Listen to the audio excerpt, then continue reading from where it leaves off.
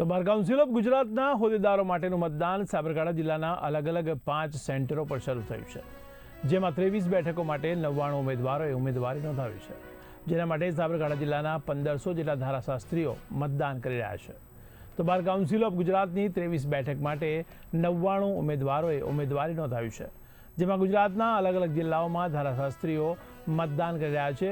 તો સાબરકાંઠા જિલ્લાના 5 મતદાન મથક પર આ મતદાન હાલ ચાલી રહ્યું છે, જેમાં સાબરકાંઠા જિલ્લાના 1500 જેટલા ધારાશાસ્ત્રીઓ મતદાન કરશે। તો સાબરકાંઠા જિલ્લાના હિંમતનગર, તલોદ, પ્રાંતિજ, ઈડર અને ખેડબ્રહ્મા ખાતે મતદાન મથક બનાવવામાં આવ્યા છે, જ્યાં સ્થાનિક ધારાશાસ્ત્રીઓ મતદાન કરશે।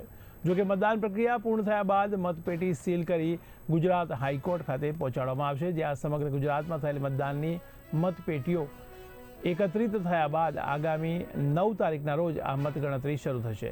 મતગણતરી પૂર્ણ થયા બાદ પરિણામ જાહેર કરવામાં આવશે। બાર કાઉન્સિલ ઓફ ગુજરાતે 2026ની ચૂંટણી જાહેર કરેલી છે, જેનું આજરોજ હિંમતનગર મુકામે સાબરકાંઠા જિલ્લા બાર એસોસિએશનના એડવોકેટ મિત્રો, જે ટોટલ આશરે મતદાર તરીકે વકીલ ભાઈઓ 664 છે અને સમગ્ર સાબરકાંઠા જિલ્લામાં આશરે 1500 ઉપરાંતના વકીલ મિત્રો મતદાન કરનારા છે।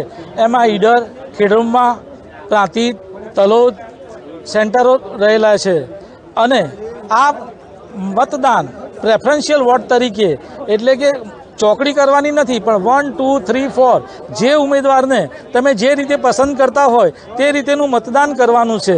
અને આજની ચૂંટણીમાં 99 સમગ્ર ગુજરાત રાજ્યમાંથી 99 ઉમેદવારોએ ઉમેદવારી કરેલી છે। આ બાર કાઉન્સિલ ઓફ ગુજરાતે 2026 નામદાર સુપ્રીમ કોર્ટના ચુકાદા મુજબ જે ચૂંટણી યોજવાનું જાહેર કરેલું 31/3 પહેલાં એના માટેની આજ રોજ 6/3ના રોજ ચૂંટણી યોજાયેલી છે।